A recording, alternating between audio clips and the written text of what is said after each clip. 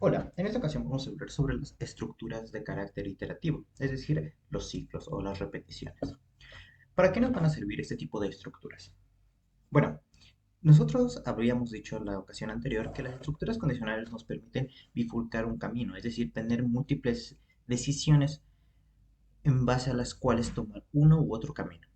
En este caso, las estructuras repetitivas lo que nos van a permitir es generar ciclos, es decir, generar una instrucción que vamos a ejecutar múltiples veces, tantas como nosotros deseemos. Estas instrucciones, de manera general, van a tener una condición de parada. Es decir, esa condición nos va a indicar en qué momento nuestra estructura o nuestra repetición va a terminar. Dentro de este grupo vamos a tener específicamente dos grupos, las estructuras iterativas definidas e indefinidas. ¿A qué nos referimos con esta distinción? Bueno, cuando hablamos de las estructuras iterativas definidas, vamos a saber cuál es el número de veces que se van a ejecutar.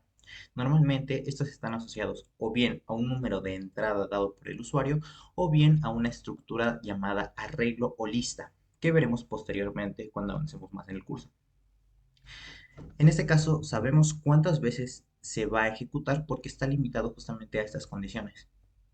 Mientras que por otro lado tenemos las estructuras de carácter indeterminadas o indefinidas, ¿no? Vamos a tener aquellas que no vamos a saber exactamente cuántas veces se van a ejecutar, sino que tenemos un ciclo corriendo y puede ejecutarse una, dos, tres o n cantidad de veces. En el primer grupo, hablando de las estructuras de carácter iterativas definidas, vamos a tener en específico las que se llaman for, ¿ok? Las estructuras de tipo for. En este caso hago la distinción entre for y un for each, porque un for como tal puede ejecutar una instrucción cualquiera y un for each normalmente le llamamos a una estructura que se basa en iterar una lista, es decir, en recorrer cada uno de sus elementos.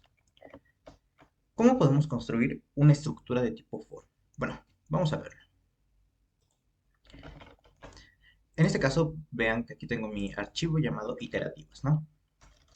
Una estructura de tipo for siempre va a estar construida de la siguiente manera.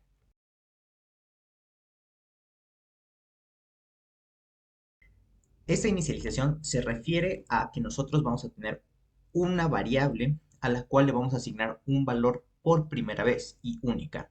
Este valor inicial nos va a permitir justamente recorrer elementos. Esta va a ser la variable que va a controlar la ejecución de nuestro ciclo for. La siguiente son inicialización o inicializaciones, ¿bien? Porque también pueden ser más de una. La condición de parada es de carácter obligatorio e indica en qué momento se va a terminar la repetición de nuestro ciclo. Esta condición normalmente está asociada con los operadores relacionales o los operadores lógicos, ¿no? Add, or, short, not, mayor, menor, igual, diferente. Esta instrucción de cambio está normalmente asociada justamente a nuestra variable de entrada. En este caso, pues nuestra inicialización, ¿no? Y va a determinar cómo va a ir fluctuando esta variable en base a la cantidad de ciclos que haya. Bien, ahora vamos a ver un ejemplo que de momento pues no es necesario entender completamente. Bien, vamos a ir entendiendo mucho más conforme vayamos avanzando. ¿Qué va a hacer aquí? Bueno, va a inicializar una variable llamada i que va a iniciar en la posición o en el número 1. A partir de este 1 va a ir incrementando de una única unidad, por eso y más más. Y va a detenerse cuando la variable supere el número 10. ¿Cuándo supera el número 10? Cuando sea, por ejemplo, 11.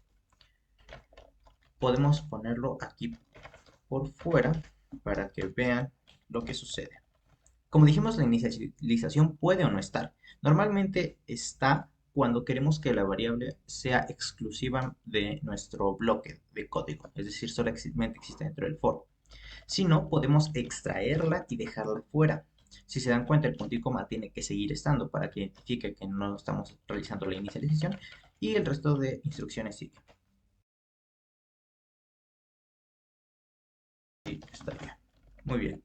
Si nosotros realizamos la compilación, recordemos, gcc-o clang, si es que están trabajando con clang, el nombre de nuestro archivo de salida con "-o", y finalmente los archivos que vamos a compilar, en este caso iterativas.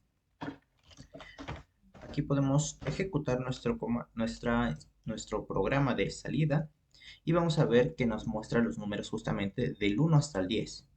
1, 2, 3, 4, 5, 6, 7, 8, 9 y 10. Y finalmente nos indica que el valor final de i es el número 11. ¿Por qué 11? Porque superó el valor de 10, es decir, hizo 1, sigue siendo menor que 10. Entonces ejecuta 2 menor que 10, 3 menor que 10, 4 menor que 10, 5 menor que 10, 6 menor que 10, 7 menor que 10, 8 menor que 10, 9 menor que 10 y 10 es igual a 10. Así que sigue ejecutando porque tenemos una condición menor o igual. 11 ya no es menor a 10, ni igual a 10. Entonces termina el ciclo. Es una ruptura. Bien, aquí tendríamos entonces esto de aquí. Muy bien.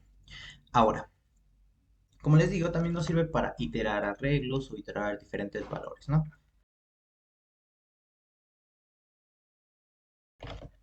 Que nos itere esta cadena. De momento no es necesario que entiendan esto, solamente voy a decirles una cuestión. En nuestras cadenas vamos a tener algo que se llama carácter de fin de cadena, que es un cero. Dado que nuestra condición se ejecuta, bueno, dado que nuestro ciclo se ejecuta siempre que la condición sea verdadera, cuando llega al carácter de fin de cadena, que es un cero, lo reconoce como falso y se detiene.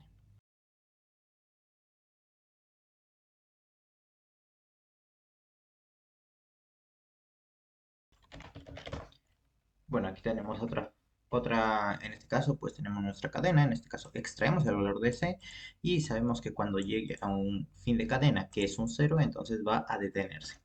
Realizamos la compilación, ejecutamos y podemos ver que justamente nos imprime hola mundo.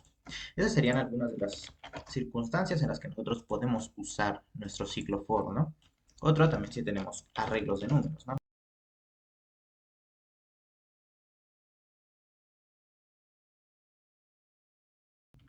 Ahí estaría. Y podemos ver que justamente nos extraen nuestros números, ¿no? Entonces, todas estas diferentes iteraciones van a ser los que podemos construir con nuestros ciclos for, ¿no? Y son iteraciones definidas. Sabemos cuántas veces se va a terminar ejecutando. Esta de aquí se va a ejecutar una vez, perdón, 10 veces, porque solamente le hemos indicado manualmente que es hasta el 10.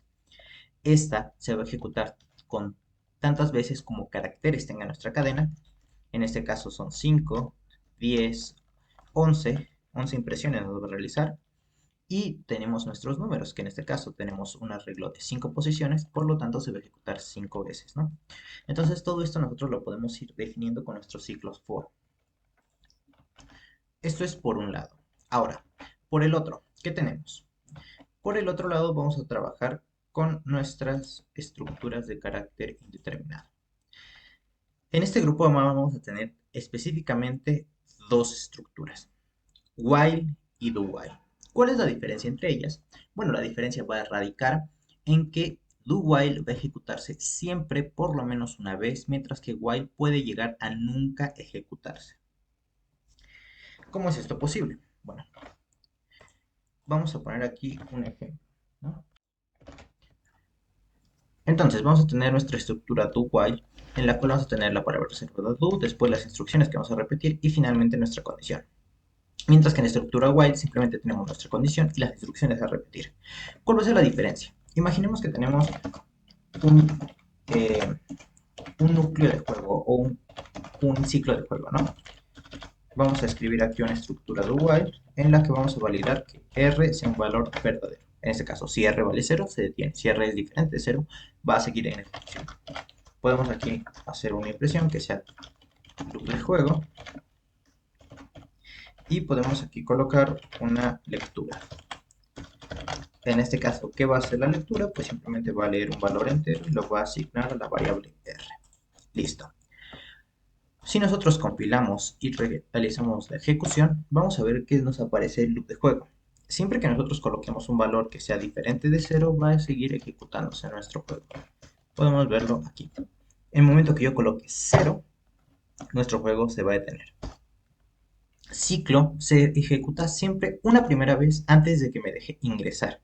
¿Por qué? Porque tenemos el do. Entonces, a pesar de que R vale cero, va a ejecutar siempre una vez. Entonces, ejecuta el loop de juego, me pregunta si quiero continuar jugando y en caso de que yo diga que sí, va a seguir la ejecución hasta que yo diga que no. ¿Qué diferencia tendríamos con while? Bueno, podemos verlo rápidamente. Vamos a realizar la compilación de nuestro juego y no nos imprime nada. ¿Por qué? Porque a diferencia de do while, donde siempre se va a ejecutar una vez, while necesita primero validar la condición. Valida la condición. ¿R es verdadero? No. Entonces jamás llega a entrar al ciclo. Esa va a ser la diferencia esencial entre estos dos tipos de ciclos, ¿no? La mayoría de las veces, pues vamos a tener que evaluar ciertas circunstancias para saber si usar uno u otro, o directamente va a ser indiferente, porque vamos a querer que siempre se ejecute por lo menos una vez nuestro ciclo. Como dijimos, cuando nosotros iniciamos un juego, siempre tenemos que iniciar el ciclo de juego y a partir de ahí, pues el usuario decidirá en qué momento se llega a acabar. Podemos notar que la diferencia con for es exactamente esta, que nosotros tenemos una variable, en este caso R, que es externa a las decisiones internas del ciclo. En nuestro for teníamos nuestra variable, por ejemplo, i, donde i siempre iba a depender, eh, donde i siempre va a depender de nuestro ciclo for. En este caso, el for toma la i, el for incrementa esa i y el for compara esa i. Tenemos nuestra cadena donde el for lee el carácter, compara el carácter e incrementa el puntero del carácter. Tenemos nuestro arreglo donde sucede exactamente lo mismo. En el while no, en el while tenemos R, que es una variable independiente al resto de elementos de nuestro ciclo, que de hecho es exclusivamente una condición. Así que básicamente con esto es como nosotros podemos construir nuestros ciclos. Bien, y bueno, en esta ocasión esto sería todo por el momento. Es un tema bastante interesante, bastante largo que podemos extender, pero por el momento vamos a dejarlo hasta aquí.